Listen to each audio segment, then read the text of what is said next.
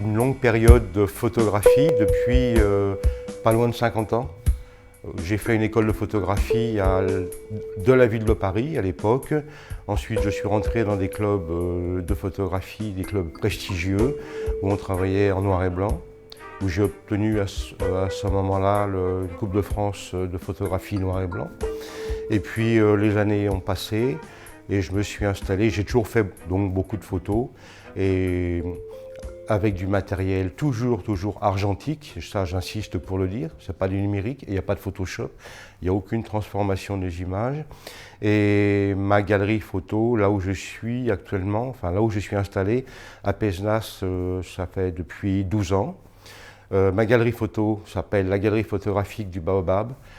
C'est une forte connotation africaine parce que c'est un continent sur lequel nous avons beaucoup d'empathie, ma compagne et moi. Et le baobab, ça signifie beaucoup de choses en Afrique, c'est la grande famille entre autres. Je suis ouvert 9 mois sur 12, de début avril jusqu'à fin décembre.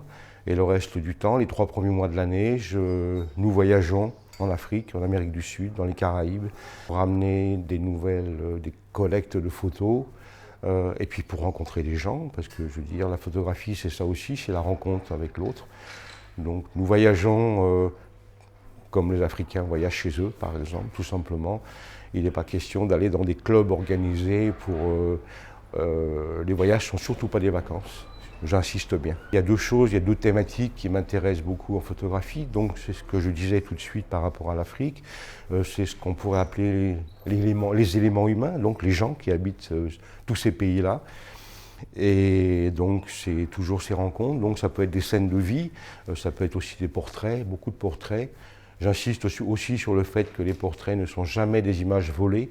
C'est toujours avec l'acceptation, l'accord des gens, vieux ou jeunes.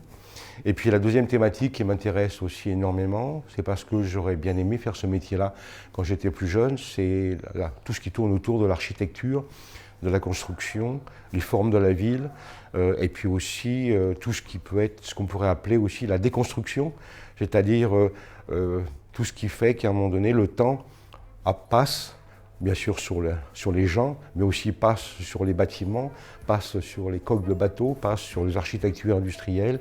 Et tout ça, c'est excessivement intéressant de montrer effectivement le temps qui passe sous forme de rouille, sous forme de beaucoup de choses.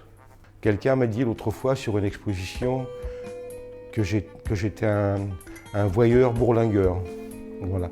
Donc je pense que je suis un voyeur bourlingueur avec, je crois, une très grande empathie pour ce monde. Peut-être pas pour le monde occidental, j'insiste bien aussi, mais pour ce monde qui, de l'autre côté des mers, hein, qu'il soit en Afrique ou en Amérique du Sud, qui à mon avis nous ressemble beaucoup plus.